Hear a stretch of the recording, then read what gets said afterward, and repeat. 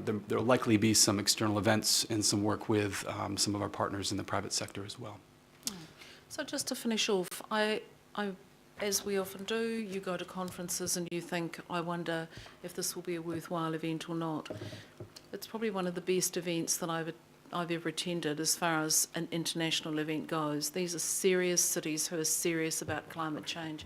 This isn't a whole bunch of well-meaning, hippie kumbaya. These are actually cities who see that unless they transform and unless they deal with climate change, they are in serious trouble, and we are no different. When the Mayor of New York says that they are moving people from Lower Manhattan and they are relocating their most vulnerable because of climate change, and they're spending billions of dollars doing it. These are not cities who are taking this lightly. So the good news is I think we're doing well. John's outlined exactly what we're doing, and especially for you, Councillor Quacks, we have hunted through and we will present, I think at the right time, some very good examples of where people have, or cities have actually taken out car lanes and have inserted fast public transport, and we've got the facts and figures of how that has actually relieved congestion. There are some fantastic examples around the world. So down at the bottom of the universe in New Zealand, we don't have an excuse not to do this. The Mayor's made it clear. This is what we're going to do. He's set out our course on how to achieve it. I think being invited to be a C40 city is a huge honour, and I think we'll do it justice. And I just again want to thank John for his excellent work in this area. We're happy to answer, I guess, a question, but we'll make this available in a slightly more readable form. That's great. Thank you very much. Just before we take any questions, I'll move the recommendations that are set out in front of you, seconded by Councillor Casey. Are there any questions? Councillor Casey. London Mayor spent $770 million on, was that the City of London? That's correct, yeah. On what? So Cycleways? on two things. There's a recent, through the chair, through your worship. One is around air quality. So he launched an initiative to improve the air quality of London. Various mechanisms. I'm very happy to show you, to give you some of the policy details. And the other piece is actually around cycling infrastructure. And it's more of a pledge and less of a spend, that he's pledging something around £700 million to building out cycling infrastructure in the course of his term. Councillor Simpson. Oh, thank you, and thanks for the report back. It's very good. I suppose at the end of the day we always get the spending ratepayer money and going overseas, da da da. So I suppose if you had to say, and you wanted to read on the front page of the Herald, and I noticed there's no one's here, that's all right. What would you say was the key benefit for Auckland ratepayers from your trip? We didn't pay for it, did we? Sure, and this was funded by C40 because we were invited. Ratepayers didn't pay for it? No, Right. the two things, and I don't claim expenses for these things. Council very kindly, because I was flying straight from the conference straight back to work, which I did, they upgraded me from economy to premium economy, which I have to say was very nice, thank you. And the Taxpayers Union will be getting the sum of that vast expense couriered to them. Takeouts, key takeouts. Number one, being there. There's a huge amount of interest in Auckland and a huge amount of interest in New Zealand, and we can't underestimate the opportunities that come from that. And we did spend time with the ambassador, and we spent time with several cities making those connections. Secondly, we've been invited to host the waste recovery stream for C40, it's a big deal. This is one of the big issues that councils around the world are struggling with. We're seen as a leader. We've been invited to host that at C40's expense. So again, this is good visibility for Auckland, and we can't underestimate that. And the other critical thing is, if you look around the world, is what is driving economic development and what's driving investment in cities. These are cities that are seen to be sustainable and socially just.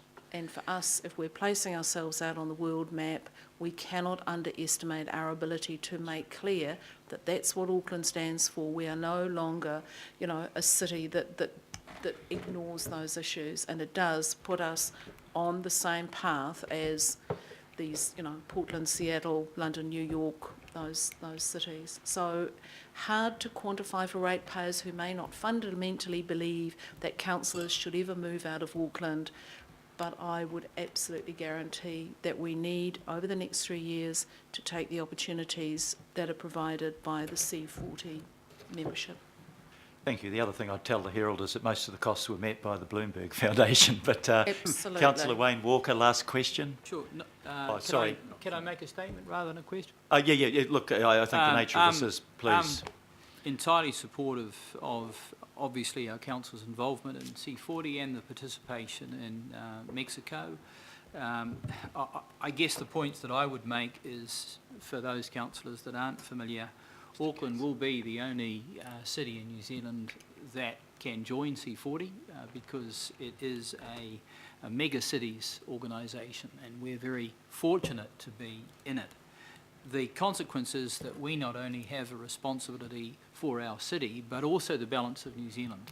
And it's important that we leverage our role through C40 to network actively with other cities in New Zealand. And I just cannot emphasise that enough. New Zealand, frankly, is a very small place. And if we can take a lead role and also influence the government, then so much the better. The other point that I'd make is that if we have a chance to host things like the waste recovery scheme, that's fantastic, because we will actually get more out of it than what we put in. And I guess the other point that I'd make is that so many other cities are so far ahead of us. It's embarrassing when you go to these conferences just to see what they're doing and what we're capable of doing, which requires a quantum shift in our thinking, not only around mitigation, but adaptation. Because I can tell you, sea level rise, other impacts. Sorry, Coming I soon. did give the councillor the opportunity to make a statement. It's not a That is a contestable statement. area. Are coming soon, and what you hear from me on other committees is we certainly do not join the dots, and we need to. Thank you very much. Councillor, last comment from Councillor Darby. We'll move on. Thank you. I just want to commend the organisation, Chief Executive and Councillor Hulse and John Moreau for taking this opportunity of going to C40, a really intelligent group. I always remember something that the World Health Organization said, I think it was about 2 years ago, and they said that climate change was the biggest health issue facing mankind. It wasn't cancer, diabetes, or viruses, or the list goes on that we often think about.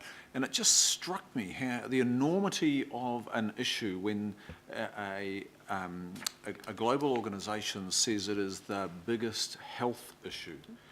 And it woke me up. I mean, I always knew that climate change was bearing down on us, but for the World Health Organization to say it was the biggest issue facing them, it just brought to me the enormity of the challenge and the inherent dangers that we're facing. This does risk, when they say that, they're talking about the possible annihilation of mankind. That's what they're talking about. That's how serious it is. So I commend, councillor and staff for picking this up and giving us initial takeaways, and I'm sure there will be implementations that are recommended. So we're heading towards our LTP, and this is, Mr. Mayor, why I'm stressing this, is that we actually need to now go into implementation mode. We know the learnings, we really do. We're getting well connected. We know the cities that are successful. Copenhagen is hugely successful, and look at its economy, and look at its wealth, look at its social contribution to its people. They are rich all round, and there are other cities like them. So I guess my message is I want to now ask the Chief Executive ahead of the LTP to show us the way how we can respond and gear up and ensure that the generations that aren't even thought of today benefit from our decision making in the next LTP. I'm just going to leave it absolutely there. I'm not going to make recommendations because I know they're going to come through, but this is a phenomenal challenge and we cannot keep talking about it. We've got to do stuff. Thanks, Councillor Darby. So I want to thank, first of all, Councillor Hulse and John Morrow, both for their presentation today and their efforts, and put the recommendations that are set out under item 16. It's moved and seconded. All those in favour, please say aye. To the contrary, No. Carried. There are no extraordinary items that have been notified, and I'm now required to move a procedural motion so that we can deal with a couple of confidential matters.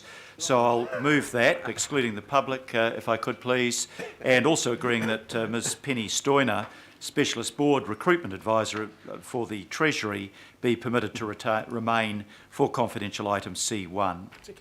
Okay, I'll put that motion. All those in favour, please say aye. Aye. To the contrary, no. Carried. And can I just check that all